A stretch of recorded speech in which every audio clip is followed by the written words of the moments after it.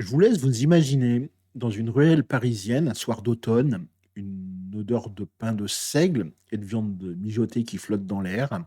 Au loin, il y a un accordéon qui joue une mélodie qui semble presque venue d'un autre temps. Une voix chaleureuse vous invite à goûter un plat polonais, mais d'où vient cette atmosphère? C'est la Pologne qui s'entrelace un petit peu avec la France. Aujourd'hui, nous allons explorer comment cette culture, avec sa mémoire et son hospitalité, marque notre pays. Prenez place, ce voyage commence maintenant. Vitam, dans le double K, le podcast où nous partons à la rencontre de l'âme polonaise, une âme qui résonne au cœur de l'Europe et dans les rues de France. Je m'appelle Jean-Philippe et comme vous, je suis passionné par les histoires qui relient les cultures, celles qui donnent du sens. Aujourd'hui, nous allons plonger dans une question qui me touche profondément, comment la culture polonaise, avec ses traditions, ses valeurs et sa créativité, influence la France en 2025. On va oublier les guides touristiques et les clichés, on va parler aux gens, des saveurs, des idées qui tissent des ponts entre nos deux pays. Alors, installez-vous, peut-être avec une tasse de thé ou un verre de quelque chose de spécial, et partons ensemble dans cette exploration. Pour saisir cette histoire, on va remonter le temps. Au XIXe siècle, la Pologne, déchirée par les empires voisins, elle disparaît des cartes. Des milliers de Polonais, des poètes, des musiciens, des ouvriers, trouvent alors refuge en France, apportant avec eux des chansons, des recettes, des espoirs. Parmi eux, on y retrouve des figures comme Frédéric Chopin, dont les mélodies continuent d'emplir nos salles de concert, ou Adam Mickiewicz, dont les vers ont inspiré les cercles littéraires parisiens. En 2025, la diaspora polonaise en France, elle représente plus de 100 000 personnes. En fait, c'est pas un simple chiffre. En fait, c'est une communauté qui transmet, qui célèbre, qui partage. Dans des villes comme Lille, Paris ou Lyon, elle organise des festivals, des messes, des ateliers. Ces moments, ils font vivre une mémoire collective, une fierté discrète, une hospitalité généreuse. Comment cette énergie polonaise se manifeste-t-elle aujourd'hui dans notre quotidien? C'est ce que nous allons découvrir pas à pas. On va d'abord commencer par les gens, car c'est là que tout prend vie. La diaspora polonaise en France est une force qui relie passé et présent. Si vous passez par les Hauts-de-France ou le 20e arrondissement de Paris, vous pourrez certainement tomber sur un festival polonais.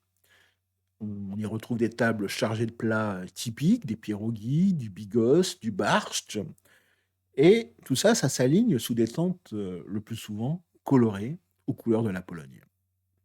Autour, on y retrouve des danses folkloriques, des costumes brodés, des chansons qui évoquent des plaines dorées ou des hivers rigoureux.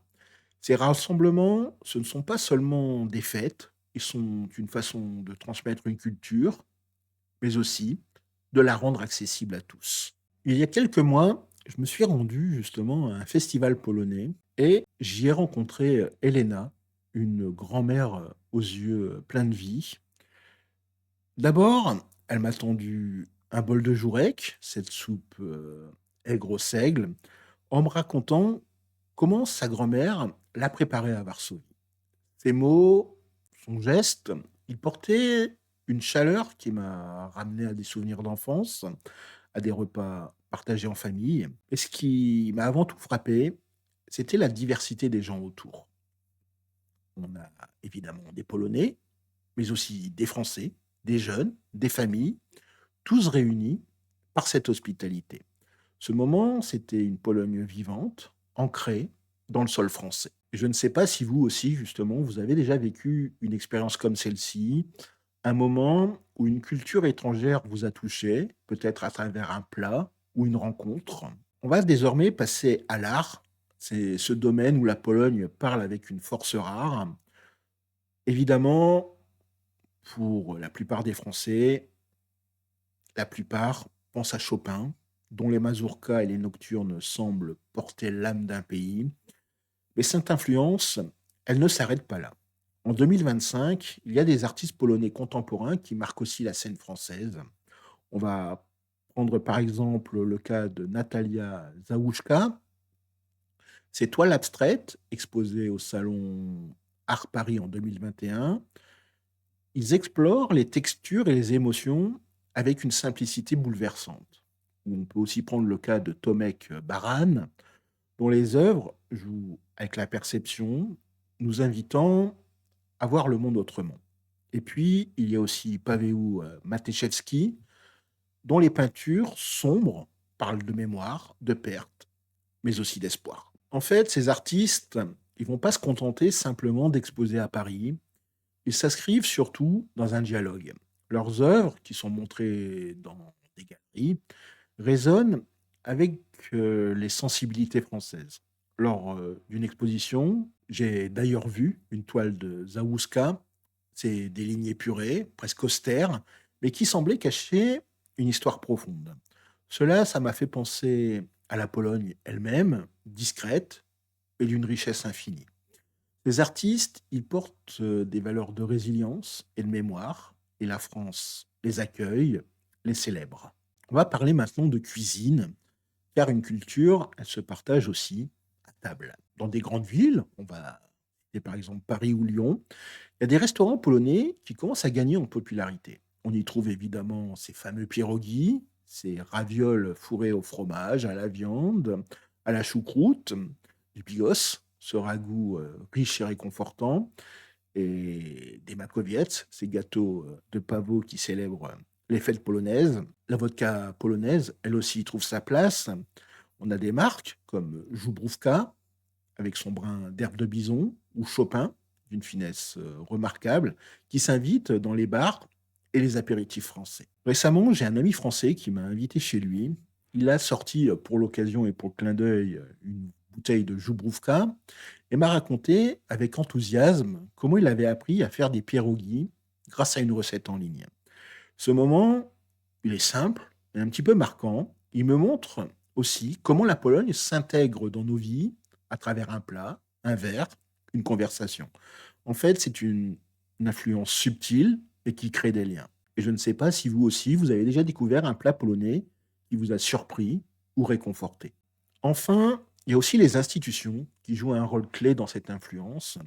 On a par exemple l'Institut polonais de Paris, qui organise des expositions, des projections de films, des rencontres avec des écrivains ou des musiciens polonais. Ces initiatives, qui sont souvent discrètes, elles tissent des liens profonds. En 2021, l'Institut a soutenu des artistes comme Zawuska au Salon Art Paris et il continue de faire rayonner un petit peu la culture polonaise. Il y a aussi des collaborations, comme des coproductions de films ou des projets artistiques transfrontaliers qui rapprochent la France et la Pologne. Je me souviens d'ailleurs aussi d'une exposition sur les femmes polonaises dans la Résistance qui avait été organisée par cet institut polonais à Paris.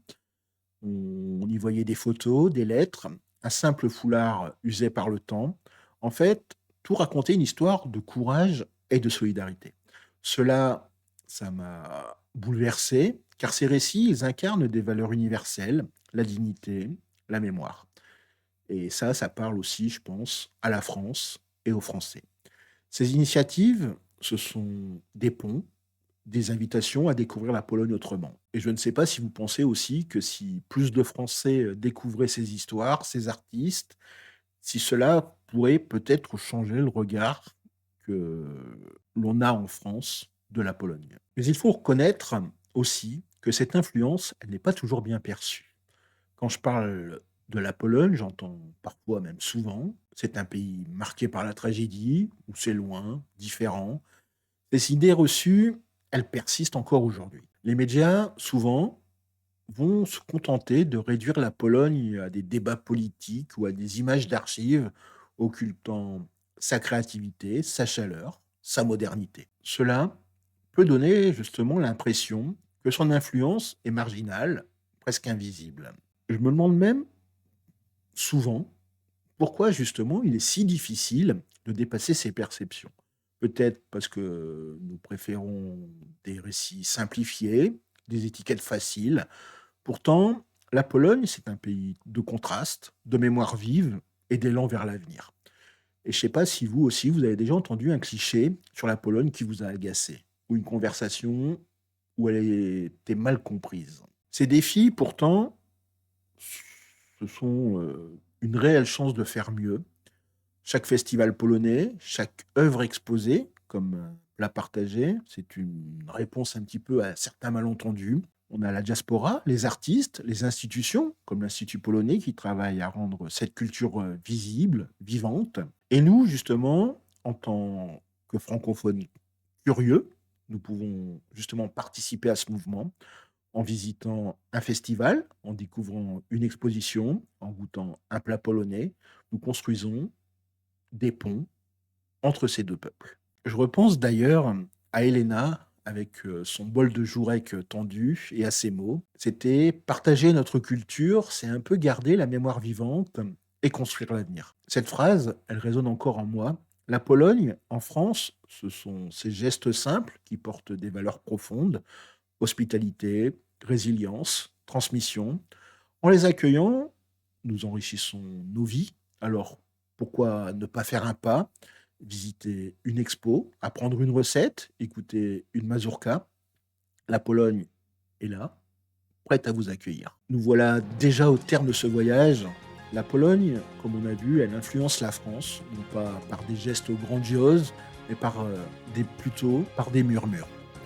Une soupe partagée, une toile qui touche, une histoire qui résonne. En fait, c'est une influence qui est faite d'hospitalité, de mémoire, de résilience. Elle nous rappelle ce qui nous unit, ce qui donne du sens. Comme le dit un proverbe polonais, un cœur ouvert trouve toujours un chemin. Alors, ouvrons nos cœurs à cette Pologne qui vit parmi nous, qui enrichit notre pays, qui nous invite à regarder autrement. Je vous remercie de m'avoir accompagné dans cette nouvelle exploration. Et c'est désormais à votre tour. Est-ce que vous avez déjà croisé un morceau de Pologne en France, une recette, une musique, une rencontre qui vous aurait marqué? Je vous demande de partager votre histoire dans les commentaires. Je serai ravi de vous lire. Et si cet épisode vous a touché, abonnez-vous, laissez un pouce bleu, partagez-le avec quelqu'un qui aime les récits qui font vibrer. Ensemble, célébrons ces liens entre la Pologne et la France, ces ponts qui nous rapprochent. Dans le prochain épisode, on va se poser une question d'avenir. Comment la Pologne façonne l'Europe de demain? Entre ses valeurs, ses innovations et ses défis, la Pologne, elle ne se contente pas de regarder son passé, elle construit aussi l'avenir. Rendez-vous bientôt pour cette nouvelle exploration et d'ici là, restez curieux. Je vous souhaite de passer une agréable journée. Miłego dnia, à demain, do jutra, à très bientôt, do zobaczenia.